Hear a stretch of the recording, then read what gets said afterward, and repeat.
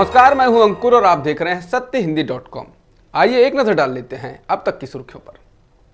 भारत के पूर्व विदेश मंत्री और बीजेपी नेता रह चुके यशवंत सिन्हा ने सीमा विवाद को लेकर चीन और पाकिस्तान पर निशाना साधा। उन्होंने कहा कि चीन एक दुष्ट और धोखेबाज देश है। वह सिर्फ एक साम्राज्यवादी देश है जो दूसरे देशों की जमीन हड़पने में आगे है। इसके साथ ही उन्होंने भारत को भी नसीहत दी कि हमारे पड़ोस और दुनिया भर के सभी देश अपने राष्ट्रीय हित के बारे में पहले सोचते हैं।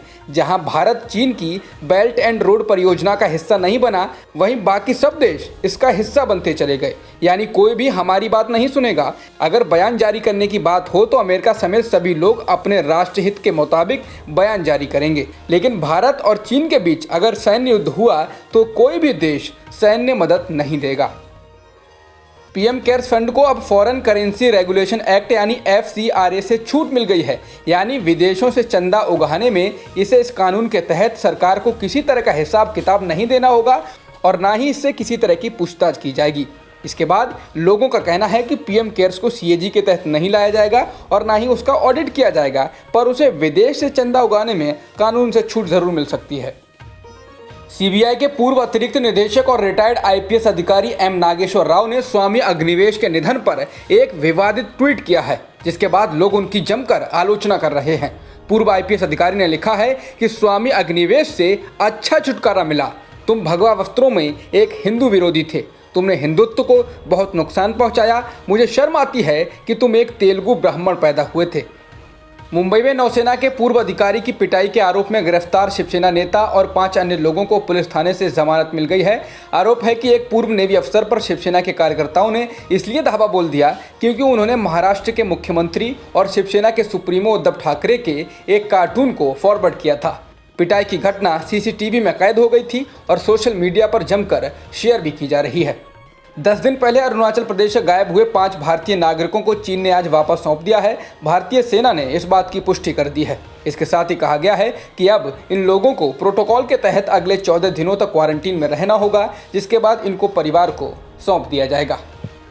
केंद्र की मोदी सरकार द्वारा लाए जा रहे 3 कृषि अध्यादेशों को लेकर भारत के कृषि प्रधान राज्य हरियाणा और पंजाब के किसानों में जबरदस्त गुस्सा है और 10 सितंबर को प्रदर्शन कर रहे किसानों पर पुलिस द्वारा की गई लाठीचार्ज से किसान और भड़क गए हैं। उनका कहना है कि अगर उनकी मांग नहीं मानी गई तो वे आंदोलन को और तेज करेंगे। बता दें, इन अध्यादेशों के पक्ष में केंद्र सरकार का तर्क है कि इन अध्यादेशों के तहत किसानों को अपना सामान मंडी में बेचने की जरूरत नहीं होगी। वे सीधे अपनी पसंद से अपना सामान किसी को भी बेच सकते हैं और निजी क्षेत्र में किसी भी व्यापारी या कंपनी से सीधे करार कर फसल का मूल्य निश्चित कर सकते हैं। तो वहीं किसानों का कहना है कि केंद्र सरकार मौजूदा मंडी व्यवस्था का खात्मा कर रही है और लॉकडाउन के चलते समूचे कृषि क्षेत्र को कॉरपोरेट घरानों के हवाले करना चाहती है।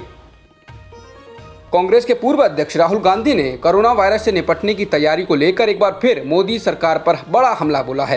राहुल गांधी ने कहा कि कोविड के खिलाफ मोदी सरकार की सुनियोजित लड़ाई ने भारत को रसातल में पहुंचा दिया है।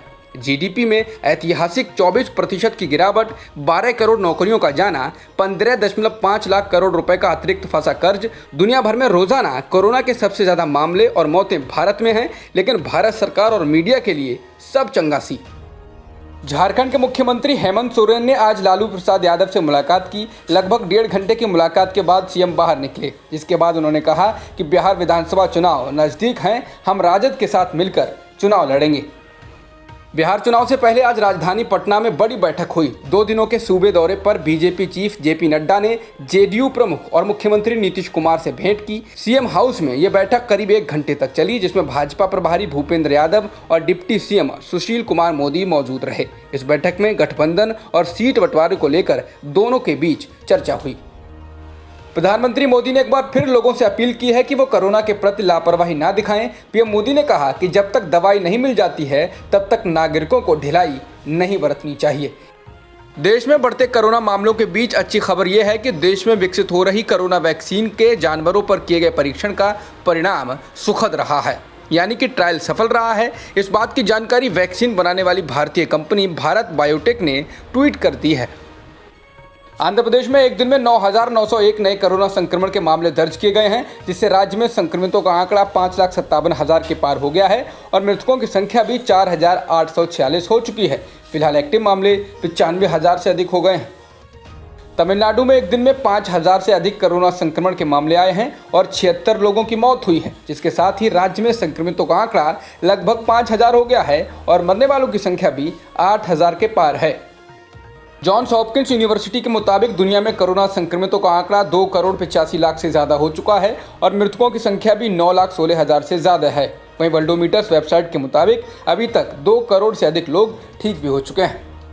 जॉन्स हॉपकिंस यूनिवर्सिटी के अनुसार अमेरिका में कोरोना संक्रमितों का आंकड़ा 64,45,000 के पार हो गया है और मृतकों की संख्या भी 1,93,000 से ज़्यादा हो गई है।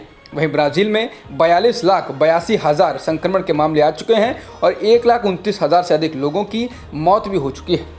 इजराइल के साथ समझौता कर अपने रिश्तों को सामान्य करने के बहरीन सरकार के निर्णय को ईरान ने शर्मनाक बताया है। ईरान के विदेश मंत्री ने वहां के सरकारी न्यूज़ चैनल से बातचीत में कहा कि बहरीन ने एक शर्मनाक निर्णय लिया है। उन्होंने कहा कि बहरीन के शासक भी अब यहूदियों के उन गुनाहों में शामिल समझे जाएंगे जिन्हें मध्य पूर्व क्षेत्र और मुस्लिम जगत के लिए एक खतरा माना जाता है।